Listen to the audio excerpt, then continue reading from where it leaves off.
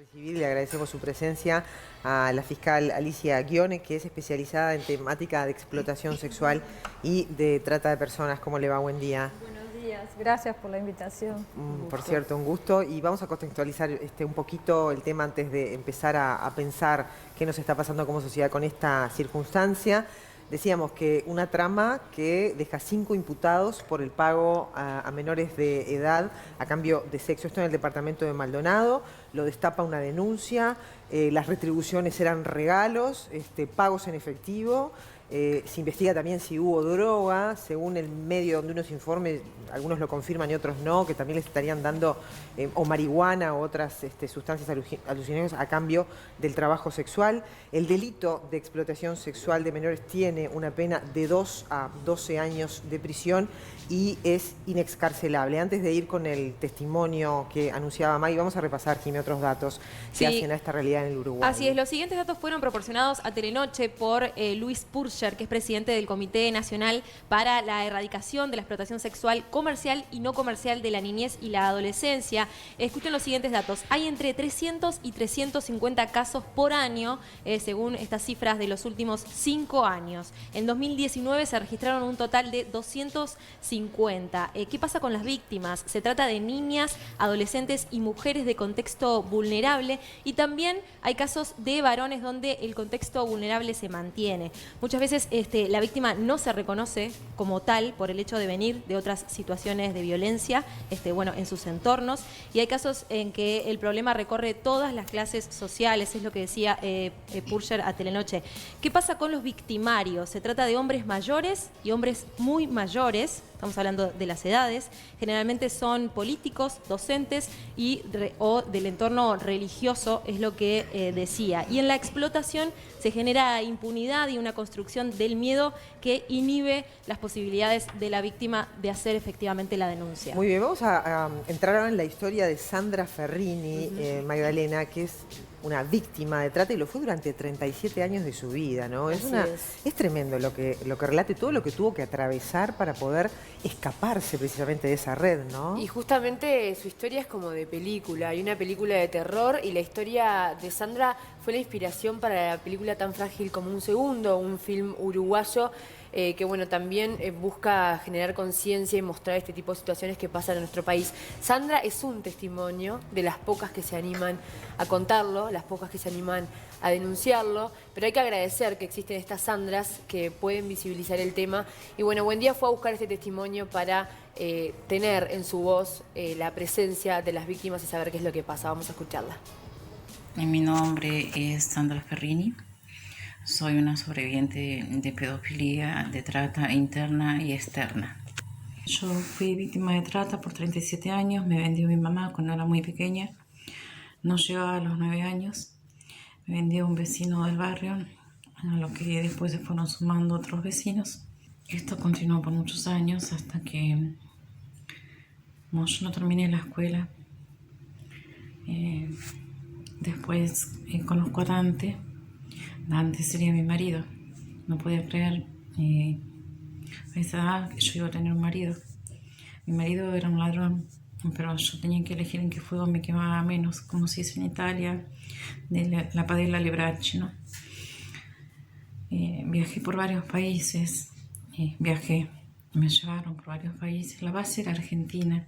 De Argentina nos mandaban para otras partes, pero siempre estaba la red. Siempre estaba la red en que se ocupaba de nosotros, de Argentina a Brasil, a Paraguay. Estuve en Chile. El salto de calidad, Europa. Yo pisé el infierno, gente. Yo tuve hijos que me los mataron a golpes. Viví escapando muchas veces. Llegué a irme a la guerra de la ex Yugoslavia. Me atraparon. Me escapaba siempre. Vivía en diferentes apartamentos que eran muy lindos, pero no, el ser lindos no quiere decir que yo los disfrutara. Dormíamos tiradas en el piso o amontonadas en una habitación. Yo pude volver a Uruguay en 2011 y nunca, jamás conseguí un apoyo para que se me ayudara a trabajar con las víctimas, que los demás no tenían tiempo de trabajar. Yo pienso que no se están haciendo las cosas bien. Yo pienso que no se están dando las cifras exactas, pero sobre todo soy una sobreviviente que trabaja para que no vuelva a pasar.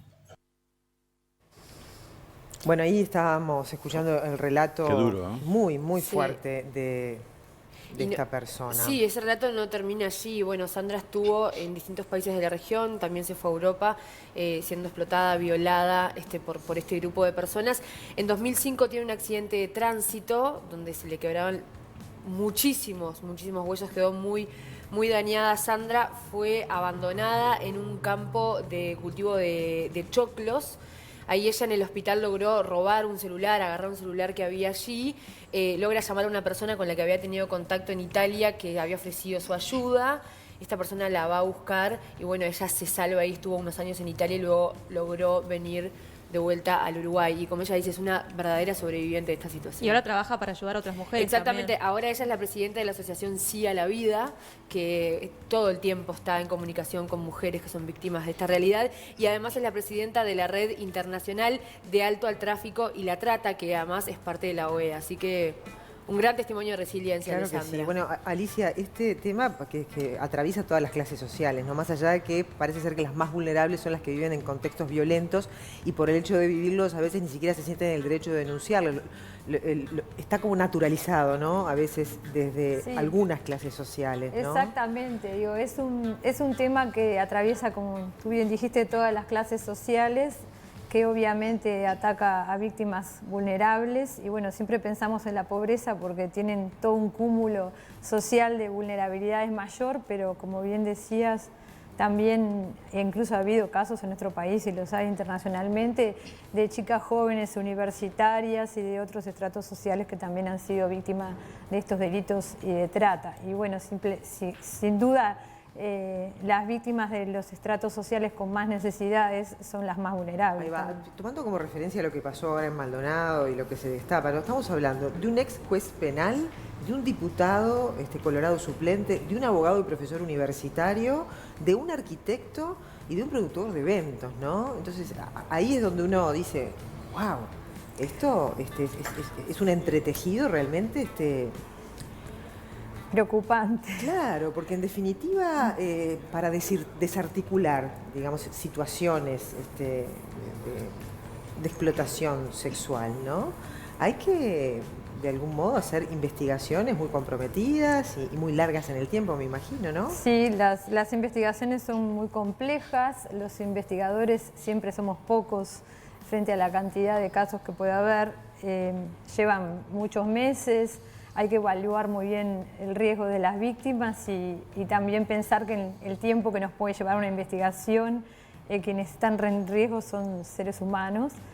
Y sí, es complejo porque generalmente está vinculado a redes criminales, no necesariamente los consumidores de este tipo de delitos, que bueno, que son los criminales, aunque Sí, esto nos se parezca conoció dura la palabra. Porque apareció la chica fallecida allí a la Solís. salida. Sí, pero no sería vinculante, ¿no? Sí, pero ahí Eso empezaron a tirar, ahí se empezó Sí, a ahí tirar fue que y descubrieron que una amiga de se ella empezó a era- encontrar todo. Sí, yo no conozco a fondo el caso particular, ni me gusta participar en opinión del caso, porque es un caso de una colega, no es mi caso, y cada fiscal conoce su caso, el caso es reservado, porque está en investigación, entonces los detalles tampoco los conozco.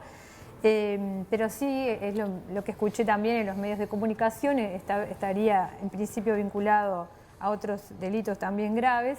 Y no, quería decir que también los consumidores, cuando se trata de estos casos de red, generalmente son consumidores con determinado poder, por eso tú analizabas, bueno, un ex juez, en este caso concreto, una persona universitaria, etcétera. Pero bueno, los consumidores pueden también ser de cualquier estrato social, porque bueno, también tenemos cantidad de consumidores de pornografía infantil en nuestro país que también se relacionan con estos delitos y que puede ser lamentablemente nuestro hermano, nuestro tío, nuestro cuñado o el vecino que tenemos al lado, ¿no? Y eso hace que a veces invisibilicemos el fenómeno y lo tenemos al lado. Cuando una víctima de trata logra escapar o salir de esa situación, como escuchábamos el caso de Sandra, ¿cuál es el rol del Estado en la protección, ¿no? Porque muchas veces se hablan de amenazas o que las persiguen y ¿cómo se las protege? Bien, la Fiscalía General tiene desde el año pasado, con el cambio de proceso penal, un rol fundamental en esto, además de que la normativa lo establece. Con la unidad, tiene el equipo de la unidad de víctimas y testigos, y la unidad de víctimas y testigos tiene programas de protección especiales, donde incluso se llega hasta sacar a la víctima obviamente de su entorno, de su lugar, a veces hasta es necesario sacarla de su familia. Es verdad que las víctimas de estos delitos son perseguidas, digo, a la interna, en la trata interna y en la explotación interna, y también mucho más cuando es a nivel internacional. Digo, conozco casos que las víctimas fueron perseguidas para matarlas por varias ciudades del mundo, y bueno, es un trabajo muy difícil la protección, y muy difícil en Uruguay, que somos 3 y algo millones de habitantes y que todos nos conocemos, con más razón. Sí, en esta situación existiría un agravante aparte, que sería la minoridad, ¿no? Porque estamos hablando de menores también, más allá de... Este caso de concreto sí tendría esas agravantes. Sí. Fiscal, ¿tenemos una justicia que piense en clave de género? ¿O una justicia empática con esta realidad? Porque hubo malestar o ciertas voces que se alzaron por lo que pasó en esa formalización. Yo creo que sí, que tenemos una justicia igual a la sociedad que tenemos, ¿no? Todos quienes trabajamos en la justicia estamos inmersos en esta sociedad uruguaya, y sí tenemos una justicia que tiene empatía con el género, y sí también habrá colegas o compañeros dentro de la justicia que no tienen tanta empatía. Digo, por eso digo, todos estamos inmersos en esta misma sociedad. Deberíamos sí todas tenerlas porque las normas la tienen. Y bueno, como decía, no quiero hablar del caso en particular porque sin duda mi colega tuvo sus razones, sus evaluaciones previas en el caso para tomar las decisiones que tomó. Pero sobre todo creo que en estos casos es muy importante el compromiso personal de quienes trabajamos o a quienes nos llegan estos casos, la empatía con las víctimas. No a todos nos gusta trabajar en todos los casos, ¿no? Un médico puede ser pediatra o puede ser cirujano, y bueno, los fiscales podemos gustarnos más trabajar en trata y explotación o en hurtos o en rapiñas. Y bueno, creo que a la hora de trabajar también es importante no solo cuánto nos preparamos en el tema, sino qué empatía tenemos para trabajar en esos temas. Se habla de que los victimarios, lo decía Pusher por allí, siempre son o políticos, o religiosos, o docentes, hombres grandes.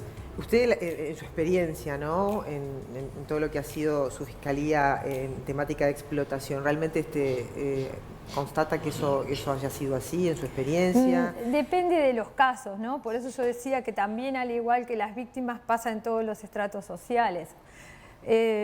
Cuanto más organizado es el crimen, los consumidores se relacionan, me parece, a gente de más poder, ¿no? Justamente o a la gente que tú acabas de decir.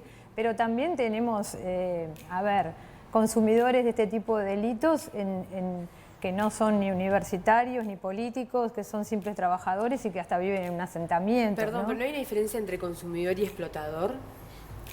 Y bueno, yo creo que es lo mismo, ¿no? No es lo mismo porque, el explotador en parte es el miembro de la red que lucra con eso, pero en definitiva es lo mismo porque yo estoy consumiendo explotación. Me refería a lo mismo por eso, ¿no? O sea, hay una diferenciación dentro de la figura del crimen, pero bueno, si yo consumo explotación también soy un explotador. ¿Está definido dentro de lo que son las actuaciones a nivel judicial, en el caso de los victimarios, siempre de alguna consulta de tipo psiquiátrico, por ejemplo? Porque Porque hay distintos estudios que hablan, por ejemplo, de patologías independientes en lo que tiene que ver con adición al sexo, por ejemplo, y al consumo de este tipo de lugares justamente por adicción, o hasta la existencia de comorbilidades de patologías psiquiátricas con antecedentes a veces bastante interesantes cuando toman este tipo de definiciones. No son obligatorias. Estas son estrategias de la investigación. Y sinceramente en los años de experiencia en el tema no se me ha presentado una patología que yo diga, pobrecito, con esta patología mira lo que está haciendo. Claro. Y quiero hacer un énfasis en ese punto porque creo que ¿por qué existen estos casos horrendos en nuestro país y en el resto del mundo? Bueno, porque tenemos consumidores de ese sexo con menores de edad, ¿no? O con mujeres vulnerables o con mujeres en redes de explotación. Fiscal, hay un portal, porque generalmente estas cosas se publicitan, ¿no? No es una cosa que llega de forma misteriosa, un portal que se llama locanto.com.uy, ¿no? Son portales de compra y venta de cosas que no son muy conocidos, pero que allí se promocionan chicas muy jóvenes, lo dicen, soy menor y estoy buscando a alguien mayor. ¿Es una fachada o no? Yo no sé si es una fachada, y porque hay de todo tipo, ¿no? Y allí, el locanto.com era donde estos tipos estaban involucrados y obtenían la información de las chicas. En el caso de que la menor sea ella la responsable, siendo menor, sea ella la responsable de publicar ese aviso y de ofrecerse sexualmente, ¿eso de alguna manera exime de responsabilidad al victimario? No. Justamente esa es la visión que tenemos que cambiar, la de responsable de la menor. La adolescente no es la responsable, el responsable es el adulto, e incluso es común que las defensas argumenten. Yo esperaba, en este caso cuando escuché en los medios de comunicación, esperaba la frase que siempre sale de no me di cuenta que era menor de edad, lamentable. Ellos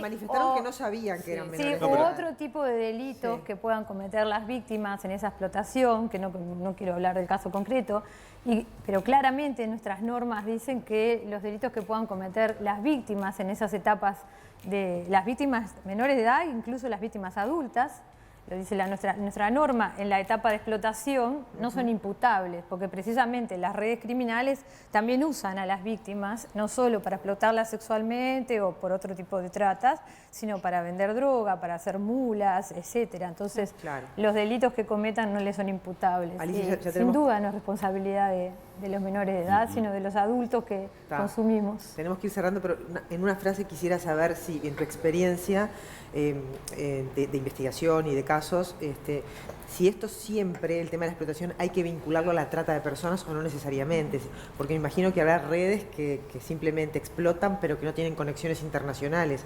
¿Qué es lo más común que has visto en estos años de trabajo? Bien, de las dos cosas, o sea, hay clientes, por decirlo entre comillas, de este consumo de sexo con adolescentes solitarios y también hay muchos que se vinculan a redes o a páginas de internet, hay de los dos. Muchas gracias por haber venido. Gracias a ustedes por la invitación.